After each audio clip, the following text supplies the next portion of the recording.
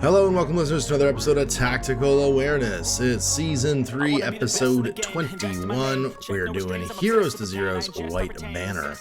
So this series is about us making lists for all of the Infinity N5 armies to do a faction breakdown, talk a little bit about how and why we took the models that we took, and then we go through at the end basically, and we round up any models that got overlooked. So let's dive in, see how the boys are doing, and get this underway. We did it. We got to the thirds of this. Dan and I were just talking, Owen, while you were logging back in, about how all of the White Banner profiles, I think, are really good. Yeah, that's probably a true statement. I wouldn't know, but I believe you. This is what we're doing today. It's Heroes to Zeroes White Banner. And this is episode 3. It's the last of the sectorials for Yu Jing. Now with video. Which was now a video, for all of those people watching us on YouTube. For those of us, for those peasants only watching on the free broadcast apps, then there's no video. Except for Owen, because the government might find him and where he's living. So the third episode here is basically the profiles we haven't covered in Yu Jing in the White Banner. They're the newest sectorial too. Have you played these guys, Dan? A little bit. It was N5 came out right when I was going to switch to these guys. And then there was too many good things and all the new N5 stuff, and I was distracted. So I was half playing them and half playing everything else. And I've yet to bring them to an event. They're actually the last faction. Well, it's funny because they came out in Operation Kaldstrom, which was the starter set for Infinity Code 1. And so they had this winter theme because they came out alongside the Svartalfheim WinterFor. And so that's why they have Octavia, because she came out around the same time. And all the Xanchis in their fur coats are from this generation here. So they're the last Yu Jing I ever played. Of course, Owen never played them because they're Yu Jing and, therefore inferior to. Well, me being a special snowflake was, let's start with ISS, because everyone hates them and says they're garbage. So I'm going to win with them anyways. And I did pretty good with them. I liked them. And I played Invincible Army and did okay with them as well. I actually preferred ISS. And then I was going to try White Banner. And then ISS came with a bunch of new stuff. And I was like, I got to go back and try ISS. Back to ISS. It's 15 new profiles. Did you play ISS this weekend? Yeah. You just went to that event? And actually, I really liked my list. And they used a lot of new profiles. And I felt like they were super solid. Yeah. And I just played bad versus Owen. But otherwise... two other good games. Yeah. Also, you played some weird old scenarios in that event too, didn't you? Just the one old scenario. But it was all weird scenarios together in why are these in a tournament? Let's have some fun. It's a funsies tournament. Yeah, it makes sense. And ISS is great. So if you haven't watched this episode before, the series before, we all make army lists for the chosen faction, and then we break down why we chose what we chose. We go through any of the unit profiles that we didn't cover when we were doing our initial sort of run through all of the army lists, and then we do a little wrap up at the end. Anything we think we missed. I guess I played this army last. It's kind of the rule we've been using, is who played this last to go first. So I'll go first on this one. And I'll throw this in the Discord chat so that people can see what I'm talking about. And if you are watching this in the future, the army code for all of this should be in the video description for this on YouTube, or the description on the whatever streaming app you're looking at, probably Spotify, maybe something else. And here's the army code as well. So some of my favorite profiles in this list, man, are things that don't exist anywhere else. And I'm going to start that off with the Tiangu. This is I love this profile. It's all in the 20-ish range, goes from 20 to 27 points. And every one of them is a banger that does a different thing. I took 2 of the FTOs with boarding shotguns, boarding pistols, grenades, jammers, and hollow mask. And a hollow mask jammer is a beautiful thing. A hollow mask boarding shotgun by itself is a beautiful thing, but it's just a surprise jammer out of nowhere at whip 14, because these guys have different, very good whip, is extremely exciting. So yeah, what did any of you guys take this guy, the Tiangu? So I've taken him in Starmada. Oh, no way. I forgot he's in Starmada. Yeah, not anywhere else, my ass. Yeah, that's fair. No, that's fair. Sorry. I mean, the Hundun, the Yin Shay, they're not anywhere else. And this Beast Hunter is unique to Yu Jing in general. But I also took the Tengu Killer Hacker. He's got Mind Layer Mad Traps and Surprise Attack with his like killer hacking device and a holo projector. And he can, funnily enough, holo mask as a holo projector, which I think is really interesting. And that allows him to like creep around. And of course, the Mad Trap is a wonderful sticky gun. And because he's a Whip 14 killer hacker, that's also fantastic with Surprise Attack, which means if you can get through a repeater or through the Chaye, the flash pod that I've got here at the bottom, then you can also put that nice -6 to try and kill somebody.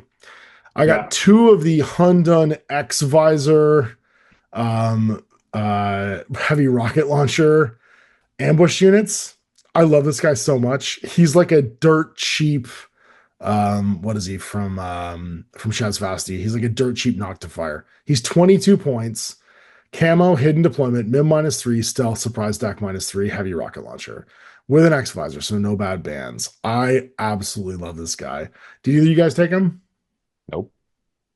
He's just a I didn't, little but blink. I mean, I've made many lists with White Banner as I have played like a couple dozen games with him, but off most of my lists, more so in like vanilla, I find I'm bringing him. But yeah, is he in vanilla? Oh, he's in vanilla. Of course, he's in vanilla. His marksman rifle or his multi-marksman rifle is the most expensive, least SWC, but most points. Because he feels like he's so diverse and like he can do so much. I like him. Like you just come out of hidden deployment and you're like, oh my god. Yeah, he's like the hidden deploy surprise attack with that multi-marksman rifle. He can literally threaten everything in the game. He's really, really good. Well, he's medium infantry but armor 3, which is only 1 wound, but he's glass cannon. That's why I like the cheap one. 22 points, and of course, burn baby burn means you can literally kill anything in the game that isn't immune arm. Then I got 2 Yin Shay FTOs. Again, this guy's a threat and a half. K1 marksman rifle, EM carbine, AP mines, Albedo -6, courage and stealth. Taking with our if you got Albedo, you take Albedo. Man, Albedo -6 K1 or EM carbine is such a nightmare against some things, especially like heavy infantry, like the what's it called, the big guy from Combined Army. I just played against him on the weekend. The lieutenant guy with his MSC3. Oh my god, why can't I remember his name? Anathematic? Kronted? No, the Kronted. Oh. Yeah. Krontids or Asuras or any of these like big heavy hitting pieces, because that K1 just makes a mockery of their armor. And an EN carbine is no joke either. Then I've got a Tiger Soldier Spitfire. He's an old faithful. Super jump, jet propulsion, mid -3, combat jump, and parachutist with a Spitfire. Coming in corner shooting, BS-13, arm 2, just a great scalpel piece for coming in the sides and like flanking people. And then a paramedic for pushing buttons, bringing people back to life. And then in group 1 on purpose for the full order pool is that great Yu Jing Beast Hunter. Heavy flamethrower, Panzerfaust, AP mine, surprise attack -3, camo, 4 deploy +8. And an explosive close combat weapon +1 burst PS5. I love this guy so much. He's such a crazy 17-point piece. And if you just suicide him towards something that is way up value than him and go fight with that close combat weapon, you're guaranteed to get your points back. As long as you're bullying and you're not fighting another martial arts piece. Then in group 2, I got Jinko with his glow up. This dude's got Bang Bomb +4 in this edition. Berserk Climbing Plus, which is, of course, back to being good again. Dodge +2 inches. Fire Team Master Shaolin, so you can hang it with cheapo monks. Immune Shock, Martial Arts 3, mid -3, no wounding cap, Religious Troop, and Specialist Ops Stealth. And then he just hangs out with 2 Shaolins, 2 little 5-point chain rifle Shaolins. Give him that burst bonus and let him get there with the smoke grenades. Got a Zanchi Lieutenant and a Flashbot, and that's my 300 points and 4.5 SWC. I could tweak this a little bit. I was thinking about trying to just to get that 1 extra point to get the baggage bot so I could reload my jammers and reload my mad traps. But it's not the end of the world that I can't. I could probably just drop a Shaolin. You don't really need two of them. Drop a Shaolin for a War Core, and then get the points to take the Chao Ye up to being a, what's the name of the one for the Yu Jing? The Pangalang? Is that the one? Yeah, the Pangalang. The baggage bot, instead. Get a baggage bot. Yeah. But that would be the only swap I would do in this one. But man, I love this list for the profiles all being in like the 20 to 30 point range. You get so much backup plan and so much redundancy in your piece selection. Yeah, I think the only Jinko is the only thing that's unique to White Banner in your list. Everything else overlaps. Can go in with, at least it can go into vanilla. Vanilla, right? Yeah. I guess not the Tian Gaos, they go with Starmada, but everyone kind of shares a little bit. But leading into Tian Gaos is pretty fun. I do like the Tian Gaos a lot. Jammers and Yu Jing at Whip 14 is really cool. And I love Jammers and Starmada when you can like link them and like line them up pretending to be like someone else, and they're like special dice jammers. Like, jammer. Yeah, special dice jammers. Yeah, I mean you can do this one too. The two of them can be a fire team. Yeah. Just run around. Because they can be. Oh no, never mind. They're wild cards. Oh, they can hang out with the. I guess I could move the Shaolin or the Zanshi up, and I can make a fire team with the two Tian Gaos. Yeah. Just have them be 3 Zanshis and run up, and then do like. No, you got to. If they have jammers, you got to pretend to be something that's heavy infantry. Because they run up. I guess I could in this list too, because the Tiger Soldiers are off table, so it would definitely work. I pretend to be like Shang-Chi's or something like that, and hang out with the Shaolin or like the Zanshi. Yeah. Because if someone tries to hack you and you're like, it fails, and they're like, what do you mean? You're like, it just fails. Just fails. And they're like, then they realize it's not who they are. Like, oh, okay. And then they like move up, and you're like, I jammer, and you're like, what the?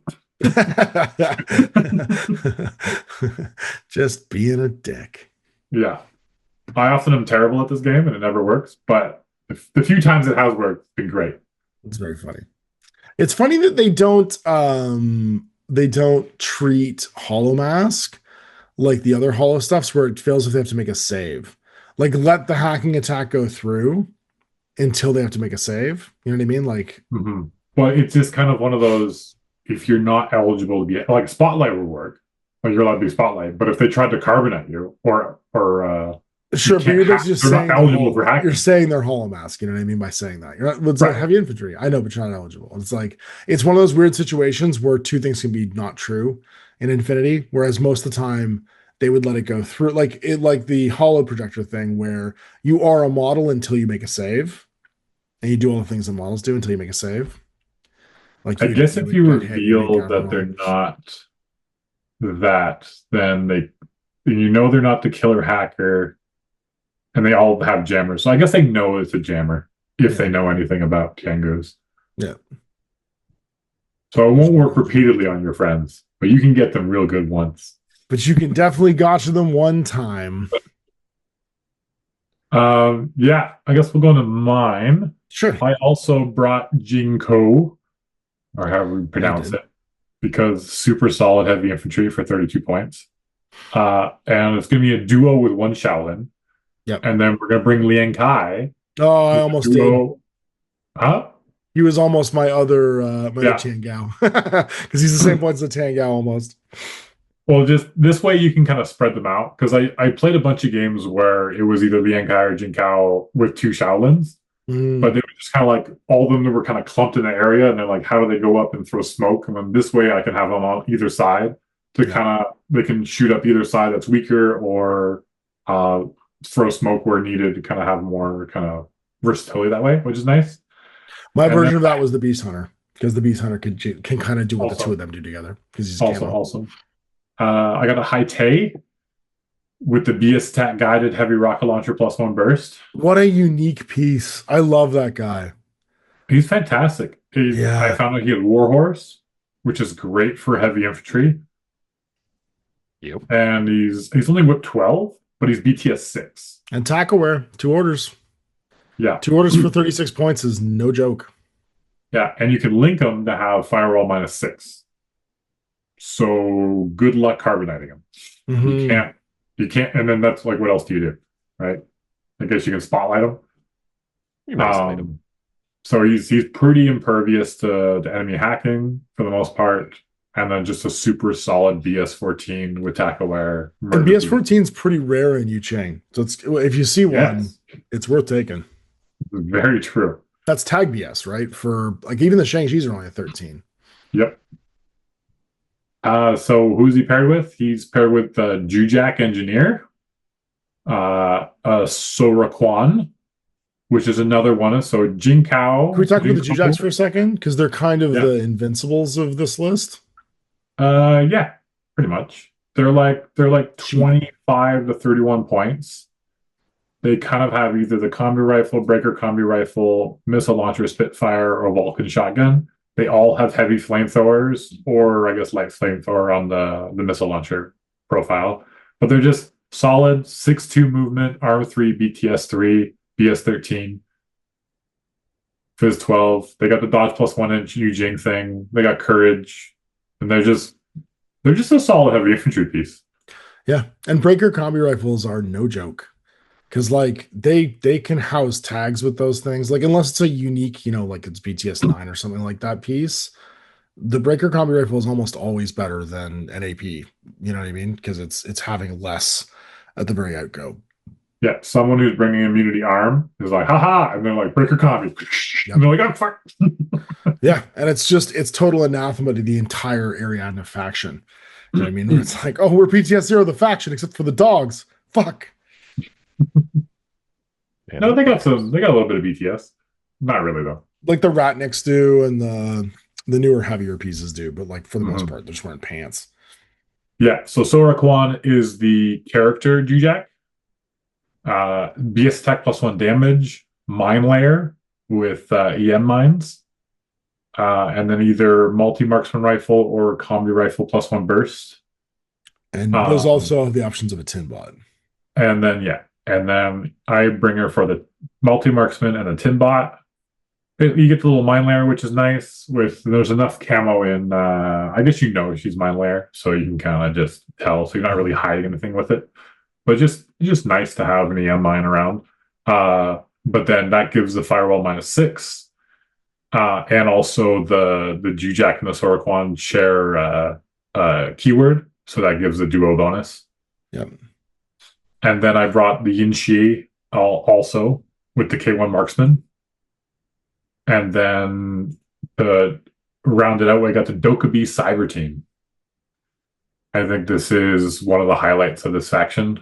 This is funny. The Dokubi Cyber Team are one of the the reinforcement units too. Yeah, wildly good model. I know. It's super cool looking too. The best thing in this faction, yeah.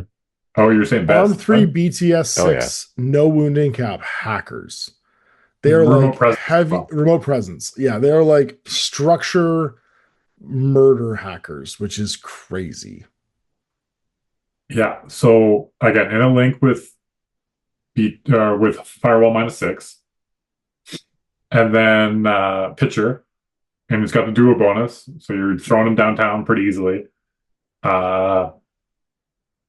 And Killer Hacker upgrade Spotlight. Yeah. And the regular ones upgrade Carbonite PS6. The other Killer Hacker is upgrade Spark. It has a fucking Mark 12 and marksmanship for some ass reason. Dude, I hate that profile so much because I love it, but without the picture, you're like, I know. But that's why and you only get one. That is the only downside. Yeah. All of these fucking reinforcements. The AVAs are one. If you can take two of these guys, I'd have to spend another $70 on another box. I know, but if you could take two of these guys, man, they would just duo around. You take the Mark 12 and the Killer Hacker with the Spotlight, and the two of them would just wander around causing so much trouble. Well, they're kind of like the add-on, but you're only allowed one in the fire team, anyways. Yep. But no, super solid, and in the games I play with them, super great. What's nice is with the firewall -6, you can just throw pitchers and kill their hackers. There's just not much they can do about it. No, it's real hard to react unless you got the Zero Pain. Even then, I don't think Zero Pain does have the attack tag. So if someone's hacking you through the pitcher with firewall, does is zero pain affected by the firewall? It is affected by the firewall, but you're also affected by Right. the net negative from zero pain, and also he gets the burst bonus. It's really the burst bonus that. Well, 2 bursts at -6 versus my Sure. I 2 told you. bursts at -3. Yeah. I cheated against Owen in the tournament, by the way. I Oh, knew that. no. I was like 90% sure, but I was too out of it to bother. I was losing anyway. I was Didn't like, care. I'm like, I'm pretty sure you don't get it. And then I went, you know what? It's fine. You know what's cool about zero It's a pain? scrub Though? anyways. We'll let him cheat. You can use zero pain against jammers. Yeah, it nullifies all comms attacks. Yeah. Use it against flashballs. Yep. Is flashballs a comms attack? Yep. Are you sure? Flashballs Sure. are BS whip. Oh, there you go. It's just non-lethal. It's just not lethal. Owen's making Yeah. outrageous claims. Oh, I have a question Jammer is a related combat. but different. Can you use a deactivator against your own disco ball You have to turn it on or turn it Yeah. off? to turn it off? both. Yeah. No, Why? because you don't turn it off, you get rid of it. Oh, If you get rid of deactivate an enemy ones. disco ball, it gets rid of it. It's not an enemy. Or it's just a disco ball, right? Once it's thrown, it's just is it yours? Is it friendly? No, it's It's still just a friendly couple- because you deployed it. The Yeah. user of a deactivator by passing a normal whip roll may deactivate the enemy deployable weapon or deployable piece of equipment. Yes, you can do your own. No, because it's not enemy. Well, you also can't do There's anything with a the attack tag against friendly equipment or. There is a C also. Deactivators can also be used to activate disco balls. So is it just this? Is it You just can only that? turn them on. You can only You turn can them only on. turn them Why would you want to get rid of So it? you have a proviso for turn them on. It's like a med kit. A med kit's an attack tag thing that you But can do to friendly models. What's the scenario in which you would get rid of what you would want to? I shoot a disco ball, and my Fennec triangulated fire Thunderbolt guy stands up behind it, and then my Whip 19 deactivator turns the disco ball off, so I can triangulate fire with my Burst 3.5 Thunderbolt on Why BS don't you just 13 dodge instead. because it's dodge worse odds. Cost me one more order instead of a dodge 10, it's a Whip 19. Sure. And then it's like that forever, unless they shoot my disco ball, which is I get, fine but by it's me. more orders to do the other thing. It's one order to try a 50-50. One for you, maybe. That's not how I roll dice. No, sure. Just saying. I would feel like it's more efficient. That's all. Or just stand up and gunfight the first time and hope to survive. So back to my list: Haite, Yeah. Jujak, Sorokwan, Yinchi, and Dokubi. It's kind of everybody's kind of in there, but really it's just the Dokubi's in there to throw the pitchers, and then he doesn't care about being in it anymore. And then the Haite's in it, so you can be attack guided with special dice, He's sweet. which is pretty sweet. And after the Dokubi throws out all those spotlights in either active or reactive turn. Then I also have an Evo hacker in there, kind of for marksmanship, because then in the second group I have a Jujak lieutenant, because I was like, well, who's my lieutenant? Who gets the hide? Whatever. For 25 points, I have an infantry lieutenant, kind of Jujak, and I have crazy hacking presence to deny their hacking. So hopefully that works out. And then a Horang. This guy's great for 20 points. He's got a Disco Baller, Panzerfaust, Deactivator, Armor 3, BTS 3, only BS 12, but Movement 6-2, CC 23, Albedo 3. So I got 2 sources of Albedo in here. He's a cheap little heavy infantry that can do some stuff, but also just throw disco balls if the smoke isn't enough. So I have two Shaolins on the flanks throwing smoke, and a Horang running up the middle throwing disco balls. Did able you to- did you manage to put a Pangling in there as well to refill? Yeah, that's the Evo hacker. I see him. There he is. Yeah. Yeah. So I'll be hanging in the middle, reloading pitchers and disco ballers. And then I have the Son Bay FTO. The Salt Bay FTO with his missile launcher. The missile bot. And worth talking about because this missile bot is +1 burst. So the Sure. difficult part is that I have a missile launcher. I could do missile launcher guided, Right. which is then it's like, well, what do I attack? Oh, because I already have BS Tech guided with a high Tay, but it's not as long range, but it's kind of more, but it like being hit but with a heavy rocket launcher is way different from being hit with a missile launcher. Yep. Right? Missile launcher. So I may change that. The main thing is if there's someone has like a strong ARO piece that can take a big hit, then I have 2.5 dice with the missile launcher. And you marksmanship it. And so all of a sudden it's like if anyone's poking out that can take a hit, that's annoying. Like the high Tay kind of needs to fight them, but if it's like some sniper way in the back or something like that, then they can do something. And then I just have a flashball spot. So 14 orders. The Shaolins are turned regular because of the Fire Team Master, Liang Kai and Jin Kao, and solid list. I think White Banner is one of those.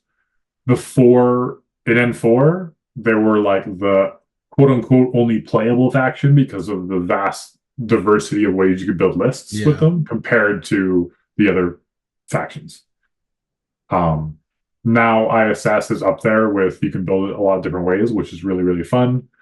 Invincible Army is still kind of has that diversity, but not, limited in its choices. But White Banner still stays very, very diverse.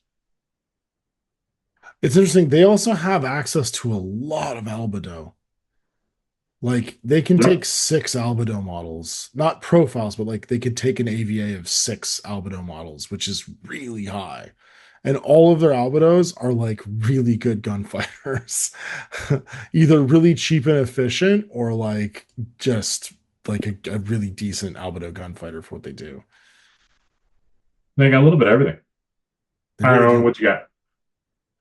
Hacking, I guess. Yeah. Well, I brought a deal. Literally the name of the list. Because somebody had to. Yeah. Yeah. He is great. I mean, it's basically all the things from Dan's list. Other than I've got a deal. I've got the Shang-Chi to give me the Tinbot. I've got the Hatay. I've got the Dokubi. So that's my 4-man core team. I've got 2 ammo bots. I have 2 long Yaz just to pre-base defense. I have a Shaolin.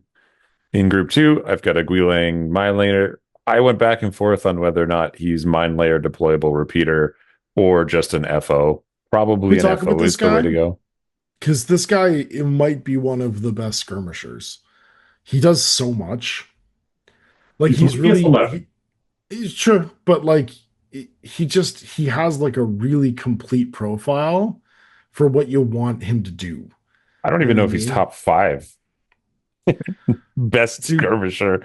I don't know, man. This guy's cheap. He's cheap for what he does. Well, let's talk about the mine layer. The mine layer with deployable repeater, like that's a great turn 1 hacking net already out for 25 points. He can push buttons. He's camo. How many points is a bandit? Bandits 24. Bandits are regular. So he is an infinitely better turn 1 starting mine layer for that points. I don't know, man. And he's a fighter. Does he have MSV? If you want to do MSV, let's talk about Kestrel's fucking what are they called? Scarecrows. And they're infinitely more points. They're 27 points. They're more They're 26 points. Yeah, they're the same or cheaper. Yeah, their mine layer guy with his mines is 27 points. He's MIM 6. No, he's BS 13 though. And he's MIM 6. Camouflage, hidden deploy? Yeah. Infiltrate, stealth, surprise attack, boarding shotgun, nanopulsar, D-charges, AP mines, whip 13. It's not 14. His BS is 13 though. Most important stat on a skirmisher is whip. All right, so then the Shujay or the Nadir, who are also forward and infiltrators that are whip 14. SMGs. And their Flammenspears and their double EM mines. Like the Shujay is 27 solid, points. but it's like right on the cusp of being great, But he's really solid. Like it's just not quite there. It's just like it just lacks a tiny bit. He's perfectly fine. I think he's a fine skirmisher. I wish he was MIM 6 or hidden deploy. And that's the salsa. Or BS 12. Or you know what I mean? Just a little bit here or there, I think wow, perfect. But just as he is, I think solid. Like fine. Like, but just not like amazing. Right. Maybe for this faction amazing, but Well, he's only got one competitor, which is the Salsa Warrior, who's a melee fighter. Yes. Well, I brought him anyway. I still think he's okay. I just don't. That was the bold claim to be like, I think he might be the best skirmisher. And I'm like, I didn't say. I think he's up there amongst the best skirmishers in the game. I didn't say he might be the best skirmisher in the game. Dan, is that what happened? Roll the clock back. Somebody rewind. He did. He said he's among the best. Okay. Thank you. It just goes off the rails about anything I say. No, did you say it's good? No, it's garbage. Are you trying to make a claim that a Yu Jing model? Are you trying to make a claim that a Yu Jing model is the best at something? Because I fucking you just doubt it. Immediately got fucking triggered. Jesus.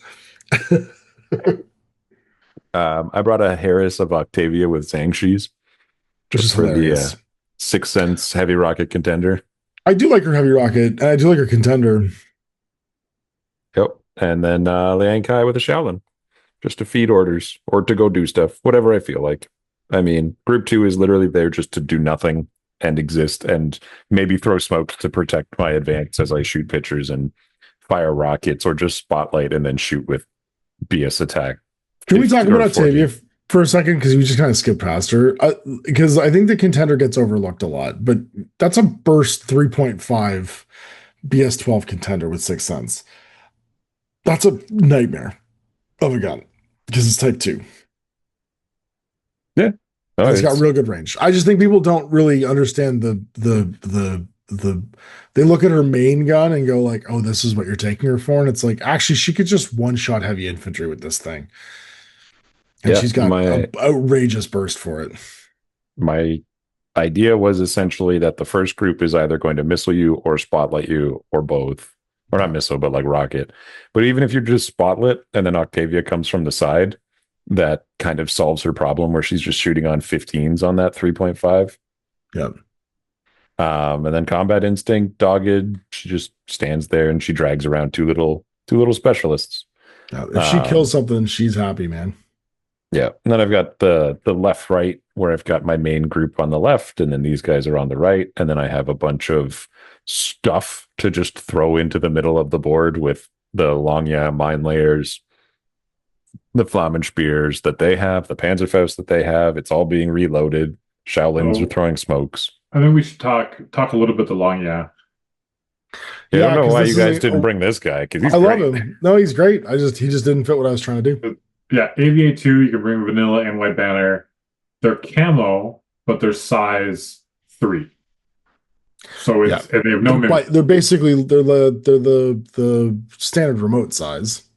Yeah, but they're camo. So there's only one size 3 camo in the game. And that is different. So if you see a size 3 camo on the board, a size 3 no mim camo. It's literally just a tarp. It's a motorcycle under a tarp. It's all it is. And then it just starts to roll to shoot me. Well, and this is why you take baggage in this army too, because he has a gajillion disposable guns and they're all +1 burst. Yeah, I think that's new to this edition. Maybe not. But it's there's only BS11, but you can marksmanship. Mm-hmm. But then you can just offload 2 Panzerfausts, 2 Flammenspears, reload. He's just there to ARO for me. He's just another. I'm a 360 visor until I declare otherwise, and I will protect myself from the many deployment zone threats that exist now. Exactly. And let's talk too about the fact that what Owen's referring to is that when you are a camo marker, you don't have line of fire until you reveal yourself. So you effectively have 360 until you pop out a camo. And then anyone who wants to fight him knows what it is. Like, there's no secret that it's going to be a Panzerfaust or a Flammenspear. Mm-hmm. And no one wants to get shot by those. You have an impact template if you want to hit a link team, or you have a just powerful single tap. And you're probably going to lose that face-to-face, but they had to discover you, and you might not. It's worth talking about the forward deployment +4 too, because it actually allows you to be 16 inches up with your back to a wall to your opponent, looking back into your own deployment zone. And that means you can tend to find a position to look at like a lot of the board edge behind you and to your side. And that's going to cover a lot if you can get up to outside your deployment zone and be back to the wall. So not only are you kind of protecting this piece from getting scalped at the beginning, you can usually advantage that to have a nice wide field of fire back into where you're actually coming from. And they also have AP mine layer. Mm-hmm. I don't know if I'd bother. I like the basic one so much, the 16.1. Just one more point. Mm-hmm. You get mine. Yeah, but it's half an SWC too. I got plenty. That's fair. You also have plenty. I have 1.5. Yeah. Yeah. So we didn't take Chief Jong. Let's go through our zeros, the ones we didn't take. Let's talk about this guy. He's a Darfo. He exists in vanilla and this faction. He's just an engineer Darfo. So he does not exist in vanilla. He's only Invincible Army. And I'm misreading that thing. That's Invincible Army, isn't it? Yeah. Yeah, he's got a +1 burst. But yeah, like he's a good gunfighter. Weirdly, BS-12 with a K1 combi rifle if you want to take him that way. That's his cheaper version. Or you can take him with a turret, which no one does anymore. I played some turrets on the weekend, and they were pretty okay. Yeah. He's got a reroll engineer too, a -3. So he rerolls his engineer test on 11, which is kind of cool. But like he doesn't have any forward deployment skills or really ways to get him there. He's linkable with, I think he's a wild card, isn't he? No, he's in the Zanshi link with the tag Zanshi. That's right. Counts as Zanshi. Yeah. So he counts as Zanshi. It's like in N4 when you're building the big super Zanshi lists or the big whatever, fantastic. In this one, it kind of he's just a bit too expensive for what he does. I think he's solid, but he just competes too much with other options. And he's not survivable enough to be like a primary gunfighter. No, he kind of like wakes up late game and does some gunfighting, but also can be a great engineer. Dashes an objective with his engineer skill. Right. So if you're bringing like a Blue Wolf or a Guija, yeah, and then he loves Yao Zao's, right? That engineer reroll works for the Yao Zao's. So right. Send it to the guys. So there's some argument to be like if you're bringing a tag to bring him around to go pick up your tag when it falls over. It's pretty solid. And he's in Invincible Army, where he probably does a better job. more targets, at least. Yeah, exactly. Yeah, he can un-isolate a bunch of guys. Guden troops. Nobody think these. They're all Warhorse, though, which is a weird thing to have on a bunch of light infantry. They're basically super Zanshis. Sort of. I like the camo. The camo for deployment is the. Yeah, there's two variations. It's light shotgun, heavy flamethrower, or SMG zapper for 11, and then there's a camo for deploy +4 version as well. They're almost like Delamies, but they don't have a good range disposable gun. No. Yeah, they don't. They don't have the range. That's what I mean, right? So like, I think the reason we didn't take these is if they had a Panzerfaust or a Flammenspeer or even like a Blitzen, there'd be a reason to take them, right? Like they'd have something they could forward deploy and pop out and use once, but they don't have a really good ARO gun. So without that, they're just a grunt from Ariadne now. Yeah, they're for what I've used them more in either vanilla and or Invincible Army, but they're just kind of like they're the cheap line troop that's regular, that's like 11 to 13 points, and you can put them camo so they don't get picked off easily during the first turn when they're like picking off your troopers, and if someone gets close enough, a zapper or a heavy flamethrower can ruin anybody's day. So I think they're solid, but because you have Shaolins in a way to make them regular, it's kind of like Shaolins are more useful half as many points, right? Because they get you there. They're a delivery piece. Yeah. So that's I think why the green end isn't taking much. Yeah. Or mech engineer, again, standard engineer piece. We've talked about him before. Again, just not a lot of them because not a lot of machines in here to fix. Same with the tag pilot, unless you're taking the Blue Wolf. Warcore is a Warcore. Zanshis are Zanshis. Zanshi XN is just a Dr. Zanshi. We didn't talk about the Sulyong. This is your NCO piece. It's a light or medium infantry 3-3 with NCO MSV1 train total. You get a couple specialist pieces. The light shotgun +1 burst Thunderbolt for 22 points is kind of cool. The FL1. But like again, there's just kind of a lot of points, and they don't have a role that really sticks out. Like there's a paramedic with an emitter. What a weird equipment loadout.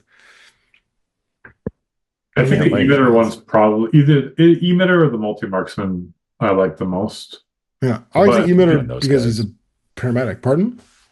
I guess they can join the like Shang-Chi Zhuzak soup. If you need an emitter, because he's a they're the reinforcement box as well. No, he's just one of the guys in there. The Suyong. You can bring two of them in the White Banner Fire team. In the White Banner Fire team, yeah. He's not in the but they're just a bit too expensive. There's other options. He goes with heavies is the thing, right? He doesn't go with the little guys. Yeah. I mean, Armor 3, BTS 3 is nice for medium infantry always. You got a couple of those. And let's use your lieutenant order. I think a duo of a Yin Shi and this guy with double emitters, yeah, that's cool. Would be kind of neat. Just because you could do specialist emitter albedo guy and NCO MSV emitter guy, and then it's like, do you have a heavy thing? Because I have both of the tools to go fight it. Yeah. And let's talk about that guy, the Yin Shi, the Silver Snakes. This is your Albedo -6 BS13 like gunfighter piece.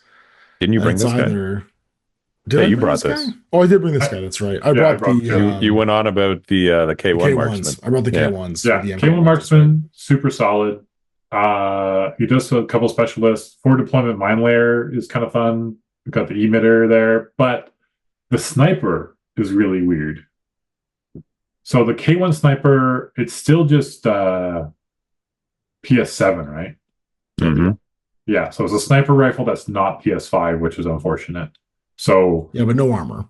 No, you're right. So you're good at killing the big things, but you're bad at killing the little things. If that makes sense, right? If someone's you're not as improved, basically. Right. If a tag in cover is saving on 10s, a shitter in cover is saving on 10s, right? Maybe saving on like 8s. With a regular sniper. So, and it's only one. There's no DA, right? But it's got one of the weirdest interactions in the game with the negative feedback, because they have albedo -6, but sapper puts you in the foxhole state, which gives you. So you lose your albedo. Yeah, you lose your albedo. Yeah. So it's kind of neat where you have a K1 sniper where on deployment you choose: do they have MSV pieces? Do I want albedo? Or do they not have MSV and I want mimetism? Mm-hmm. I honestly don't think they meant to do that. I agree. I doubt it, but it's just what happens because they're both NFB. But it's kind of a neat thing of like, hey, that's kind of neat. And with the emitter as well and the K1 sniper, you have two long range weapons there. Yeah, you flex into both things for snipers. Yeah. And BS13, which is decent for this army.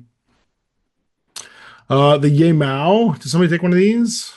No, I think they're amazing. They are in a lot of my other lists. They have so many profiles and they do everything. Right. They either gunfight every kind of gun, multi-rifle AP Spitfire or missile launcher. And it's multi-rifle Panzerfaust, which means you can't really be outranged either, for 23 points. Mimetism, super jump, terrain total, MSV1, bang bomb +4. They are the only regular troop that's unique to this faction. You have two characters and these guys that are completely unique to White Banner.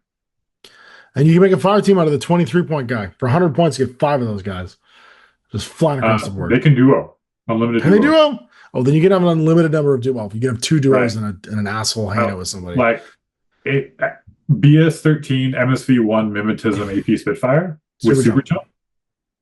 I can do work. And then you just drag along the Killer Hacker. So he's got the multi-rifle for only 25 points. And then it can go into Smiley Face and, get through tough defenses and go push buttons and or whatever. They're a good guy to hang out with that Young paramedic, actually. I'm using Super Jump? No. If you link the Yima with the Shang-Chi, you can long skill jump, and the Shang-Chi will move 9, and the Yimao will also move 8. Mm-hmm. And they're faster than just walking around. Yeah. If you just moving. Wait, does Shang-Chi move faster if they jump long Yeah, skill? because they're As long as it's jumping. a straight line. Well, so long as it's whatever a parabolic arc is. They kind of explained it in the last update. Kind of, but basically, yeah. If you're just moving forward, you can just long skill jump with a group of those guys, and then the Shang-Chi goes 9 and the Yimao goes 8, and so you don't lose any ground and you gain ground with the Shang-Chis. Yeah, get an inch. But with super jump, it says that you can short skill jump with super jump, and everyone else long skill jumps, and then you get your second move as well. Move. Sure, I think, which means that the Yimao can jump and shoot, and the Shang-Chi and go 10. So it'd be 10 jump. and 9. Yeah. Anyways, that's a cool interaction. I never even thought about that. Mm-hmm. Well, the Yimao would go 6 because the jump would only be with 6 and then 2. Yeah. Or 4, Yeah. 6, 4. Yeah, 10. 6-4. We got Captain. We've got Bishi, but everybody knows about Bishi. None of us took her, but you also have Shang-Chi's nobody took. Captain Chen Gao, the Invincible's officer. Yeah, we talked about him in Invincible Army. Yeah, this is the He's kind of HM just he can't really be hacked. I mean, he can, but it's BTS Sec 6, ECM Hacker -3. You can all immunity, immobilize, beat. No, you can't hack him. No, because immune to isolate is immune to immobilize. That's right. You can only spotlight him. Otherwise, he's completely immune to hacking. Yeah. Which is funny because, like, why do we have these things in hacker? I guess for spotlights.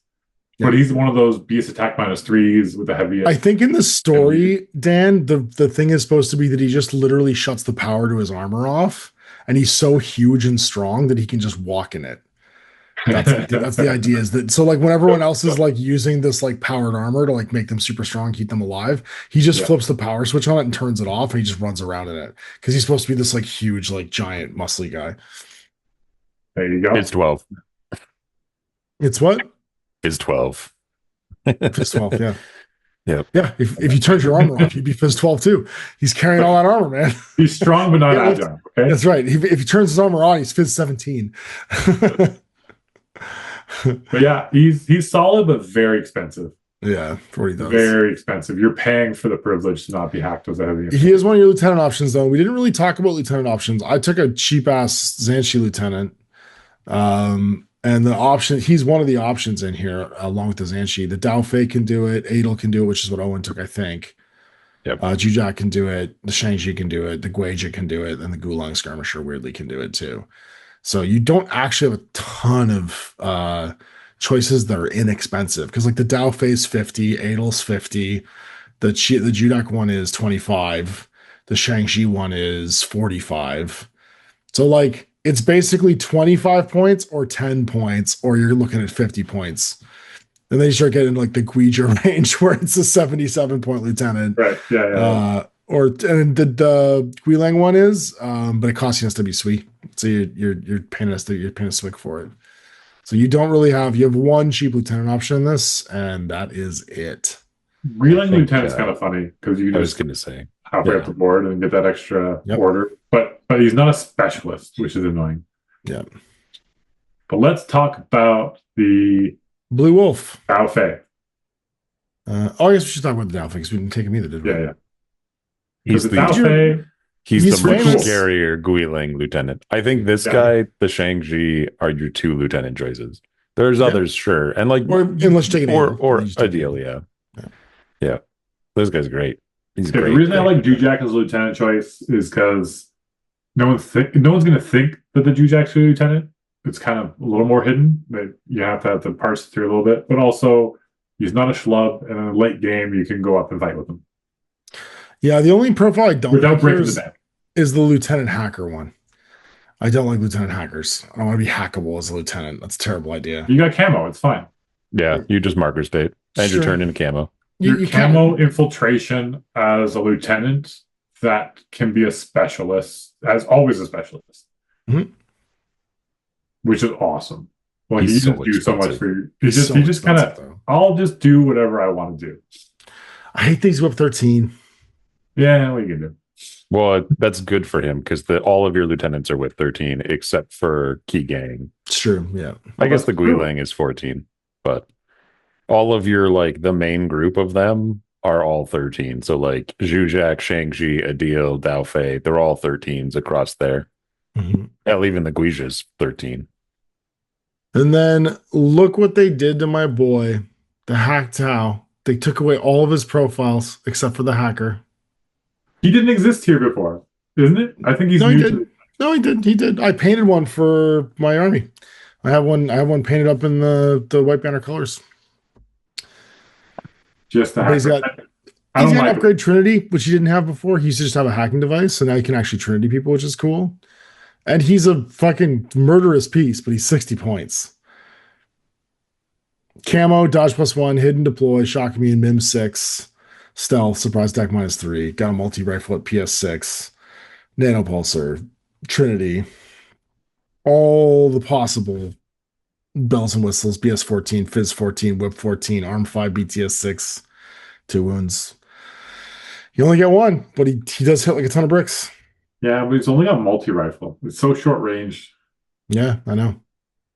And he's 6'2" at least, but He's a bully piece, right? He goes and kills little guys and murders other hackers. yeah, I don't like him. And it's just too expensive for what. I really haven't tried him out though, so. He's a hero piece, but he's an old school hero piece, kind of like the Swiss Guard and the Aquila Guard, where like they're good, but they do one thing. You know what I mean? They don't flex the way some modern units do. That's probably why he feels a bit restricted. Well, I think it's without that NCO HMG that you get in vanilla, he's got so much less going for him. Yeah. Especially because it's like, oh, he can hack. And it's like literally every model we've talked about has hacking. Like all of them do. And all of them, A profile. the big thing that they they have a hacking get. profile. Yeah. But the big thing they get is almost all of them can join a link that has a Tinbot -6. And he So you got a can't. mod stack. Yeah. And He's so on now his it's own. like the He's either doing it through Dokkaebi pictures or you're sending somebody else to go. is essentially the same hacker for 1/3 the cost, but he's going to be BTS 12. Yeah. It's hard to make the argument for sure. Yeah. With that HMG and the NCO, he's a very different animal, though. Yeah. Bring him back. That guy's a legit murder piece. Agreed. He's a Yu Jing Swiss Guard, basically. Hwarang Core is your Albedo -3 with combat instinct, courage, dodge +2, frenzy, immune shock, Yeah, immune Dan brought this guy. critical. Yeah, martial arts. Oh, you did bring this guy, didn't you? Which one did you bring? The BS Tech -3 I one? brought the disco baller. The light shotgun one. I think the -3 BS Tech one. The combi rifle one has some legs. Yeah, BS Tech Again, -3 with Albedo. short things, but like yeah, you can bully some things for sure. If I was using him as a just gotta hunting get close piece. enough. Oh, that's the thing is if I use him as a hunting piece, he's -9 shooting a visor. But yeah, they're also combat, right? immunity critical, which is very nice. And hilariously all have explosive close combat weapons for some reason. With CC22 and martial arts level 3. Yeah, Like, they're no yeah. jokes. Yeah, They don't combat break those instinct. boxes. They will go break those boxes. Only AV2, but they're 6'2". I like them. They're cheap. I like them. And you can move dodge when they speed them up, right? Because you can move dodge with their Fizz 13. Somebody took Zhuzhak, somebody took Adil, Li Gong. We talked about in a previous episode. But Legong's weird in this because he's a wild card, but he has the Shang-Chi tag. So also super jump with the Shang-Chi. So that works as well. Can he always be a parachutist? No. Is he a parachute? Oh, is this a unique one to hit? I think it is. I think the parachutist one's unique with the AP HMG or submachine gun, emitter, zapper. It's the chain of command profile or the FTO profile, but parachutist for 32 points. That's a cool ass profile. No, Invincible Army gets parachutist. Do they get him? Got it. Yeah. Still a cool I really like profile. that parachutist. No wounding cap, immunity arm parachute. Parachute means that AP pretty SMG can get into range, right? With how speedy he is. Yeah, that's the annoying thing about these other. It's like what he has like AP submachine gun. It's like you just look at the multi marksman, you're like, that's the one. Yeah. But I guess he has emitters on the other ones, which are nice. He's movement 8 with that super jump, right? Yeah. Or sorry, 9 because he jumps 3. Yep, so that's true. He moving 9. walks in on the side of the board, jumps 9, and has a visor and Albedo with immunity arm, and it will take you 2 shots to put him down. He's got no handicap. And so he can Viral just walk around the corner and zap or something that is really important, or emitter it, and they can't kill him outright. Yeah, Viral does, but Viral's not common. He's a response piece. He's a Not really, as for common. 32 points, he's a really powerful response piece. With Viral's nerf in this edition, I just see Viral a lot less. Sure, Well, there's also but also think about how he can just come up alongside a tag that can't see him, scoot behind it or to its side, emitter it, then AP SMG it to pieces. Right? Like there's a bunch of things he'll cause problems to. Yeah, I still like the multi-marksman rifle, but no. I think he's great too. I love being able to get an angle and not have my opponent know he's in my pocket. That's all. It's, I guess with the multi-marksman, you're kind of like, you're like, do you have MSV? Are you looking at the board? I'm going to kill you.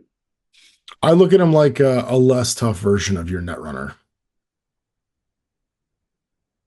where he can significantly change the game just by arriving in the right place. Who? Netrunner.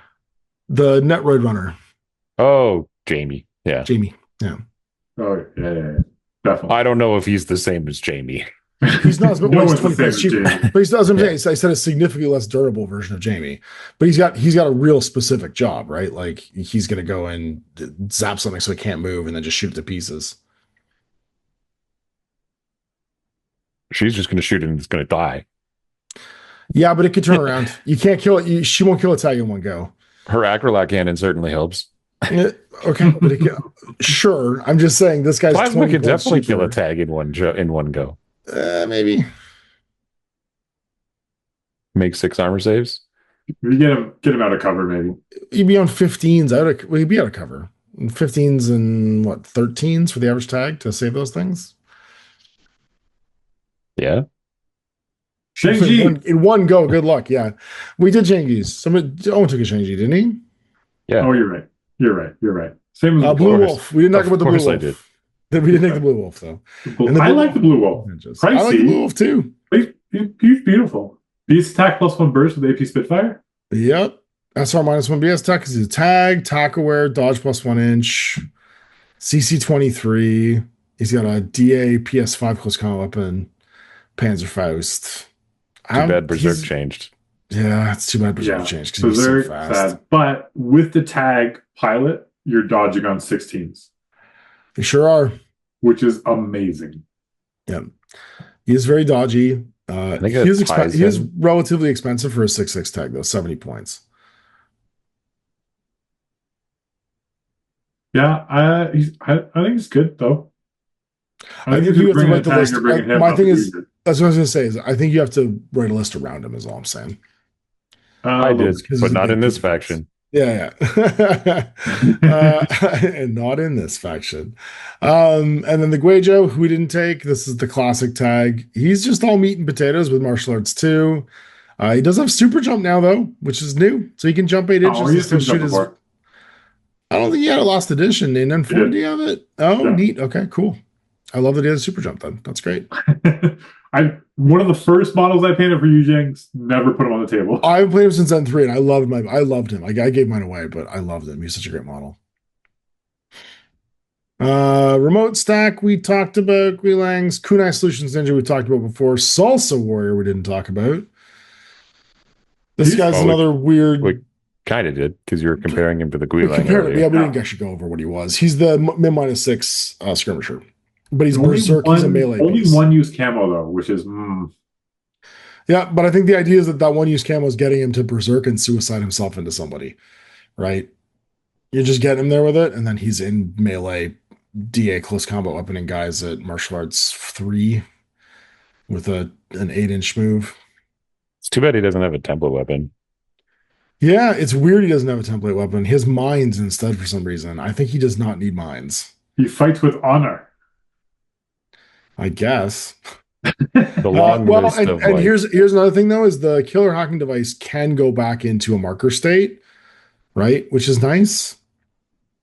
Although weirdly, the marker state would then lose its mimetism, which is less nice.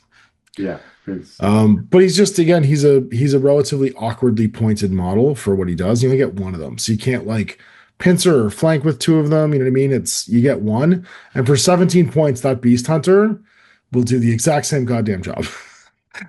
Except of a better close count weapon, a template, and a pocket Panzerfaust. Yeah, pretty much. I mean, he's got the deployable repeater mine layer, which is kind of neat if you're going for the more hacker kind of centralized thing. Yep. Right, so the relaying. Turns you're paying a few extra points. And for whatever reason, you wanted to pay 4 points more. Well, then you have for 29 points, you could have a deployable mine layer repeater. Because they're not hidden deployment. No, they're just the same guy. It's just 4 points more for higher melee. And so you just see the 6 guy, and you know exactly who he is. Yeah.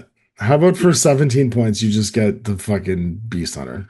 So this is what the salsa does. The salsa sits, and you stand him up. He's Mim 6, and everybody thinks he's the Hacktow. No, they don't, because the Hacktow was hidden. Yeah. But maybe you don't. Maybe you're bad like me. They don't know how to play. And then they're like, oh my god, Dan. But also the Hacktow doesn't have 4 deployments, so you gotta put him way back and okay. He just doesn't fit very well. You're right. The Salt's really cool models. Yeah, for sure. But he's not a reinforcement, right? You get 1 of them and they're just awkwardly sort of placed inside. And I love anything with dodge bonuses, like dodge +3, dodge +2 inches. It's just fun. You're like, hey, I'm dodging on 15s and I get to move 4 inches. Like it just doesn't quite do anything that you want. Agreed. Which is sad. We didn't take the Fake One Imperial Tactical Wing, but we took it last episode, so we don't really need to talk about it. It's the flyer, which we actually kind of universally agreed we liked. 28 points for that Ian Carver is no joke. He's got a job if you're fighting a lot of tags. I'm waiting till I have a model in hand to play him out and test it. For sure. I'm eagerly awaiting it. Yeah. So how do we feel about these guys? I love that you have so many very useful profiles. Like none of our lists, except for Owen's double Panglangs, had a lot of filler models. Like you're not buying cheap orders to like zhuzh up a few really good gunfighters.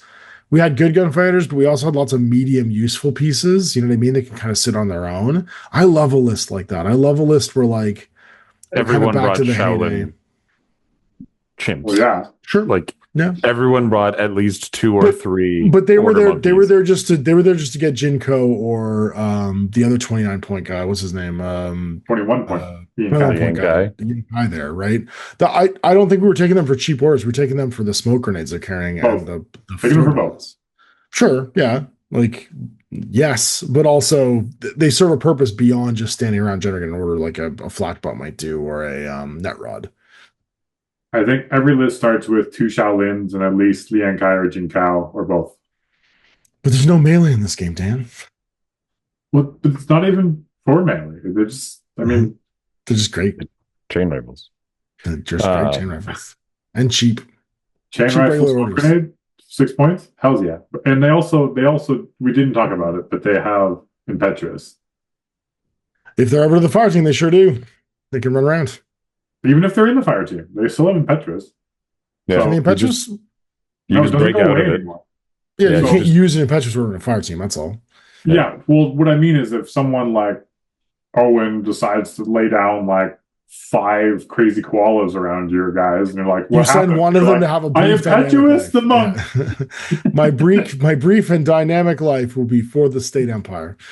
He runs 8 and goes, take me. Can I ask a loaded question? A question of great import, which would be, where would you rank these guys in the Yu Jing pantheon of the 4 factions? We all know that Owen likes the Invincible Army the best. I mean, this is clearly stronger than the Invincible Army. I mean, like you're talking about how they have all these choices. They don't really. Like this is like we have all these guys that in theory are pretty good, but then there's like 4 that you just bring every game. And those 4 are expensive enough that you get them plus a random thing. You will bring a Shang-Chi. Okay, I believe it's expensive. The Heitei is the second one. The Dokkaebi is the third one. Okay. And then you get to make a choice between, do you like the Dao Fei or do you like the Guilang? And you're going to bring one of those 2 as well. Then you're going to bring Shaolins, and then you're going to bring someone who can hook with a Shaolin. And there's your first like 200 points made out of those guys. You're probably going to bring a missile bot. If you're not bringing a missile bot, you do have the Heyte. So there you go. You've got that. But like half to 2/3 of your army is made up out of just this like basic starting. These guys are all just the best at what they do. And this faction has access to all of them. So it's like, yeah, kind of. But like, the Hacktow is not going to make the cut unless you really wanted to make a Hacktow work. Like none of us brought Vixie because she doesn't really make the cut in this list, which is funny in my mind. She's not bad, but It's great. yeah. And then it's like, which type of like support piece do you like? Are you like, I like the Hundun, or I like a Tiger Soldier, or I like the Long Ya, or like, what's your version of defense? But like, I'm confident 90% of lists that you see will have Heyte's, Dokube's, Shang-Chi's, unnamed character, which is probably a deal. And then So that's 136 Guiling points. or If you take the Dao Fei, the Dokube, Lian Kan, a Shaolin, and a Hai Tai, it's 136 points. And they are standout pieces for sure. yeah, But that's a lot of strong pieces. sure. I'm not saying they're not good. I'm just saying that like half of your army, I think, is auto clicking these guys. Like you're going to play against this You faction, can't and fit you're all going of them at once. You got to decide which strong guys to take. Yeah. That's I infinity. think it's pretty diverse. I mean, not for your style, but for people who like to lose. Okay. I think the thing is Owen can't even make that claim because he'd have to play Yu Jing to prove that he's right, and he'll never will. So Owen defaults to being wrong. He's outvoted just by virtue of the fact that he's never going to play the army. So he can't prove himself right. It's all theoretical. There's no practical. We can listen to his opinion on other things. It's just theory. He's just as full of shit as he always is. People won't bring a Heyte, Shang-Chi, or Dokube in white. No one said that. No one said that. What you said was that there was no choice and you had to. No, I said that like you will. This is the choice. You will bring those four guys. Like at least the three, and then your flavor. So the Guilang Lieutenant, the Hai Tai, the Shaolin, Lian K, and the Dokube is only 100 points. Okay. And there's you've 200 got points the to play with. Shang-Chi, Heyte, Dokube, Lian Kai, and the other 200 guys? points for 200 points for 10 more models is lots to play with. So what we didn't talk about is that the Blue Wolf can duo with the Shang-Chi. Dokube, Lian K, Shaolin, Hai Tai, and the Guilang Lieutenant. That's 100 points. And the Shang-Chi Tinbot. You need the Shang-Chi Tinbot. Because he makes your hacker immune to dying. But there's other Tinbot firewall -6s. Yeah, and they don't all have tack aware. And number 2, and a gun. And like sure they do. They're called Sora Quan, and they're not nearly as many points. For 33 points, I can have that. Yeah, but you lose attack aware. She still doesn't have tack aware. She still doesn't have number 2. It's 14. You get +1 BS, which is cool. Woo-hoo. Wee! A 4-burst combi rifle. An EM. Yeah.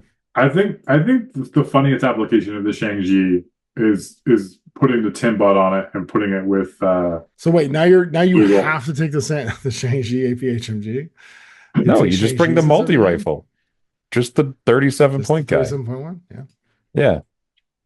And then he goes with the Dokube and the Heyte, and there's your first 3. That's 95 points. And then all of us do they even get the duo bonus for that? They do not. No. Yeah, you got to add something else. That's true. It's tricky to get the duo bonus when you're bringing all the fun stuff. Right. Which is where you go, okay, so pick your flavor of what the other thing is that you want to add. Do you want to add Sarah? Because you could, or Sora. That would get you your second Shang-Chi, and now you have like a gunfighter and you get all your BS burst. Or did you want to bring a Bixie? Or did you want to bring Lei Gong? Or Hwarang is good, 20 points. Hwarang, you get the Dujek tag. Yeah, so you like you pick which one. What we're saying is that there's diversity, there's decisions to make. Right. I'm just saying that there's a bottom that these are like, you should just bring these guys because in and of themselves, this 3 or 4 man band is capable of fighting anything at any range band and gives you access to killer hackers, spotlight, guided missile, tin bot, very fast, and also specialists, and also multi-wound, and a tin bot. And you don't get that in other factions, so you're just going to bring it in this faction, because why would you not? Like, you just play a different faction if you want to do that. But like, I'm just saying that like half your army is decided before you go into. So ITS Steven 17. Owen has to play White Banner. That's what I'm hearing. That's all I'm hearing right now. I really like the White Banner fire teams. That you can start them with either Shang-Chi, Jujax, Yimaos, or Yinshis, and just have that flexibility. You can just have fun in there. But you're like, hey, look, there's a Zhanchi fire team. Moving on.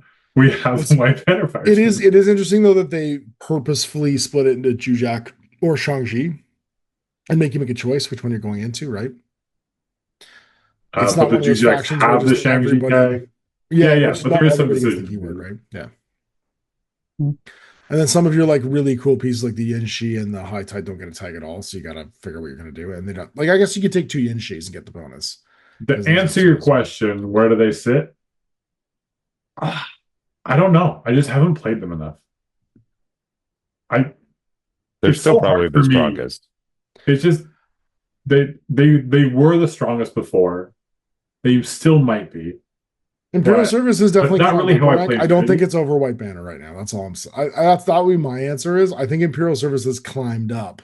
I still think Invincible Army is ahead of Imperial Service, and I still think White Banner is ahead of Invincible Army, just for being less of a one-trick pony. Do you think Invincible Army is ahead of Imperial Service right now? I don't think that. I think Imperial Service. Yeah. I think Imperial Service is probably the best, but there's a solid argument for White Banner. White Banner is more classically the best. Yeah, my brain would be those guys in Australia. They love White Banner. Well, because it's White Banner is so like that list, that group that I'm talking about. Our brothers down under. That group I'm talking about is why White Banner is so good. Is because it's like you have this brain dead. I walk out, I cover with smoke, I shoot pitcher, I missile your lieutenant. Like, it's so easy to do for these guys. It's so reliable, and you don't have to do any work, and you're so resilient to like if they happen to reveal a hacker or some other thing, and you're crazy fast while you're doing it. So like, why does everyone like White Banner? Well, because in 3 orders, I can be anywhere on the back line, and then my smoke made it that I got there, and then I shoot a pitcher and I missile you. Like, it's what they do, and it's not a bad thing. That's what they're good at, and they have a very efficient link to do it. So like, you're right. You can bring all these different guys, but like, if you want to get really down to the bottom of it, then you're going to have a Dokkaebi every time. Every list will have a Dokkaebi in it. And I cannot imagine one where you would not have fight you if you don't. Well, just like, again, it turns into the like, why did you not bring this guy? Because he's just so effective at his job. For 22 points, he's a no wounding cap remote presence guy with BTS 6 who's a hacker. And he's upgrade spotlight. He's literally made to do missile shots, right? Like, designed for it. Yeah, he is. That's what he does. It's all that he does. Yep. It's what he does. And he's BS12, so he's enough BS because it's so easy for him to get that link bonus. Because like you had said, you have a lot of these choices, so you can pick which version of this that you want to run. Like, you could make it really cheap and bring like a Zhuzak firewall guy and a Horang, the 19.1, just to get the bonus so that he can shoot his pitchers better. And then he does that, and then you missile someone and they die, and you're like, there we go. That was a tool in my pocket, and now my Shang-Chi HMG will fight, or now my Yimao will fight, or whatever thing it is that you liked will be the now active piece, because you started with the I have this instant kill button if you don't know how to handle it. Like, if you don't have a camo lieutenant, or if you've done an effective job of hiding where your lieutenant is going to be. That's all. That's what I'm trying to get at. That's fair. They're solid. And I think they're good because of that, because it's so good. Like, it's straightforward enough that, like, I think Imperial Service is probably as good as them, but you got to work way harder to get that kind of stuff going on. It's a lot more work to get there, for sure. That's fair. Yeah. Well, then it's time for the end of all things. We've solved all of Yu Jing's problems except for one. How does this stuff mix and match in vanilla? And we'll be back to do that next week because that rounds off our Heroes to Zeros on the Imperial Service. So I guess we're gonna do the same format. What are we gonna do? We're gonna Rochambeau who goes first and rock paper scissors it, because I haven't played this faction. I haven't played vanilla Yu Jing since like N2. It's been a long time. But yeah, see you next week. Bye. Bye.